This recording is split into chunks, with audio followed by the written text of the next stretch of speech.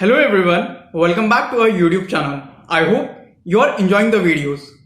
For more insight on HR practices and real corporate world exposure, please subscribe to our channel, like the video and do share it with others. Also, please press the bell icon to never miss an update from HR Success Talk. Thanks a lot. Enjoy this video. Another interesting topic are the ways to increase the offer to joining ratio. I'll be discussing each and every component in detail over here. However, still, even after covering all these points, you cannot say that this is the perfect way to increase the offer to joining ratio, which we as a talent acquisition professional challenge get while after a candidate has been interviewed with us. The first foremost point will be candidate compensation and benefits. We have to ensure that whatever the candidate has been offered in terms of the compensation has been a commensurate with his experience and the profile. I'll go ahead and cite an example. Due to COVID-19, a lot of people have lost their jobs. It does not mean that they have not been efficiently doing what they were supposed to as per the skill sets they carry, as per the competencies they carry. So even if they happen to have a gap of 3 months and 6 months, and we as a company are offering them lesser CTC what they were getting, they would definitely join us, considering the fact they don't have a job right now. But as soon as they get a job role which is matching as per the compensation or having an increase in terms of their compensation, they would not even have a second thought before leaving your organization. And you would have wasted 1 month, 2 months, three times going ahead and giving them a training onto the work responsibilities, and your recruitment will start from the scratch again. So avoid any kind of useless or disrespectful negotiations saying that you have not been working, you took a break for taking care of your parents, you took a break due to the maternity leave and all. This does not work out at all in any organization that you work for. And when you are doing it, you're actually removing the human component from the human resources department that you are a part of.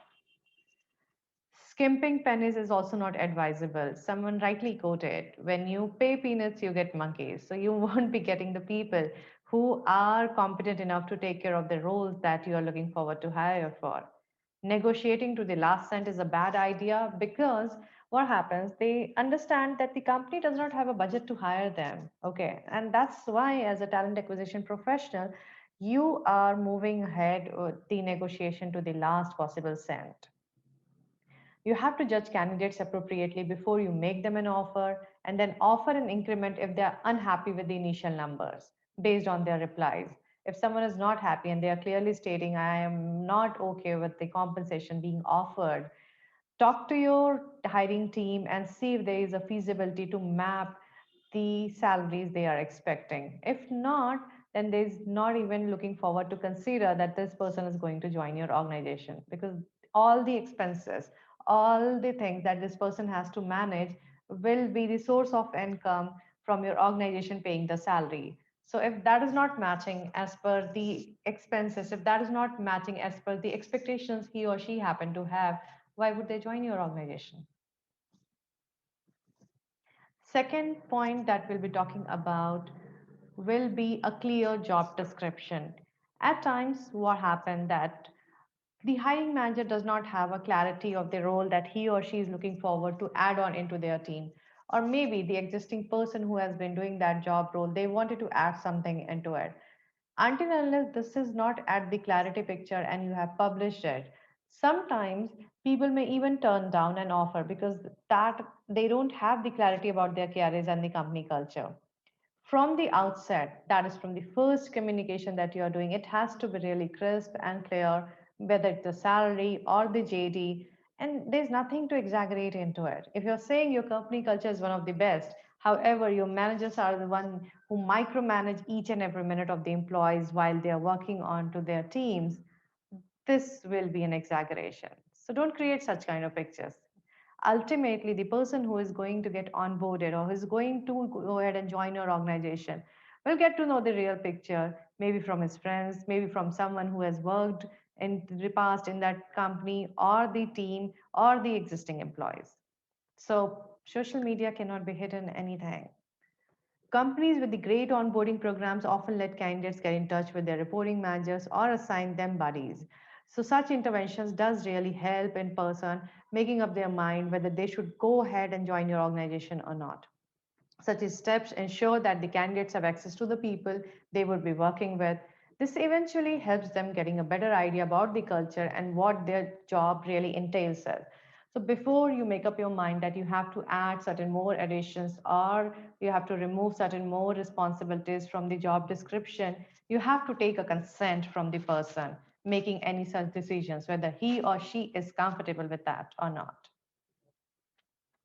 Right timing.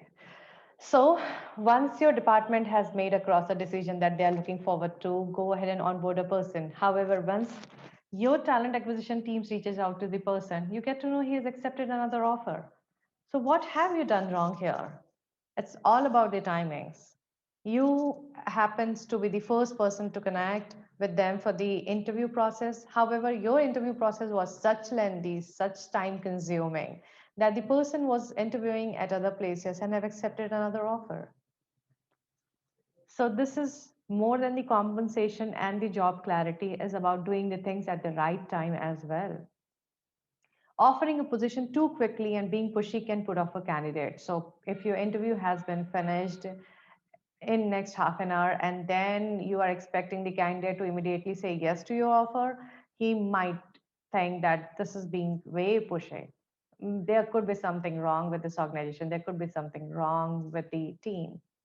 Similarly, delaying an offer too much can often mislead the candidate, thinking that this company doesn't care about the people who are investing so much of time and energy in getting the interviews done. A better solution for this can be ask the candidate how much time they would need to go ahead and think about the offer. Ask them what they think about this particular offer in terms of the basics, in terms of the key skills, every possible thing. And if they believe they would be a good fit in the company, if they take too long, you can probably send them a WhatsApp message or maybe an email or a LinkedIn and check if everything is fine and connect them with someone from the team that they have been hired for to give them a better clarity that yes, there is someone from the organization who is even caring for them before they are even onboarded. Streamlining your screening. So your screening needs to be completely streamlined in terms of how many interview rounds has to be there, how many people will be into the hiring panel, who will be the decision maker for this particular team hiring, and how this entire process will be done. Assessing and skill testing typically takes more than 8 days in most companies. So this is tiresomely wrong, specifically when we have AI into the picture. Using appropriate recruitment tools such as hacker Earth assessments can help assess candidates in an unbiased, quick, and accurate manner. So, this was just an example that I've used. Also, when you're using online interviews, pre interview skill tests, tailored assessment approaches, there is a lot of saving in terms of the efforts, cost, and timing while sending the right message across. The right recruitment tools indicate a progressive hiring policy, considering the fact that your company is not completely using the obsolete technology of the past, valuing candidates based on skin alone. Regular update to the candidates. So once your interview discussions are over, after every round, there should be someone from the talent acquisition team getting in touch with the candidate, explaining them that this round is done to get them prepared for the second round of the discussion and how well they have done into the past round. If they have not been shortlisted further, again, it should be your responsibility to update them. You cannot leave any candidate hanging in between. Acknowledging emails and sharing updates, telling potential hires that the company cares. Even the drop offs are unlikely to leave with a less than rosy view, entertaining the possibility of conceding another offer in the future. So you're actually preparing your company brand in front of that employee, even if they have not joining their company, even if they are thinking that, okay, fine, these things have not worked out with me. But the company actually cares about their prospective hires. This will do a word of mouth branding about your organization. So even if they have someone in their mind who could be a better fit for the role, they will definitely recommend them to your team. Communication. Currently, poor communication is the biggest pain point according to most applications. And how it is done? With most of the hiring activities now being done online, so if you think that sending automated emailers from 8 years and your work is done, the personal touch has been lost too. Every update must be communicated to the candidate. If AI has to take care of each and everything, humans will not be required into the human resources team for sure. Pre-boarding software similar to shared above helps recruiters share accurate results with the candidate, giving them clarity about what's going on. So if it is practically not feasible for your team to work upon giving one-to-one discussions, at least there should be some kind of a tool which can go ahead and help them to understand that how exactly the interviews are still going on, whether I'm shortlisted, whether I'm rejected, what could be the reasons or the areas of improvements for me. Ask for the feedback post interview. One of the most important practice that you should be doing after any of your interview discussions are done. So listening to the candidate experiences and trying to improve on what was labeled unsatisfactory or what they think could be a better experience creation for them, ensuring that the questions like, is there any possible reason you might decline the offer? Are you fine with the relocation are asked at the right time. Saying that we'll get back to you will never work out.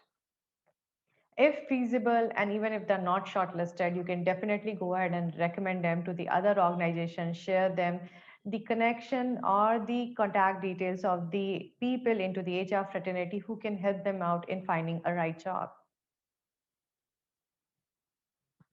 Candidate engagement. It is one of the must do list, specifically when we are looking forward to increase the offer to joining ratio. Keeping selected candidates engaged is crucial to avoid applicant drop offs. Most candidates could be serving their notice period and at the same time getting interviewed at multiple other organizations too. Inviting them to meet the team could help them understand the company culture better, that how exactly the things are done here. And there are some brilliant ideas on to dos before an employee's first day at work is there, and specifically not the mundane task of filling up the forms and doing everything. Companies can invite applicants to participate in tech activities like hackathons and events over the weekend, where interesting problems are shared among peers and applicants to develop something new and innovative. Such activities not only bridge the gap between candidates and their peers, but also help companies come up with the new solutions to existing problems, getting a fresh perspective as well. Typically, these are the internal employee engagement initiatives, but you can make up new ways to leveraging the events. Drop offs have been a serious issue for HR in the past few decades. With more and more options available, applicants seem to be less committed and loyal than their more experienced peers.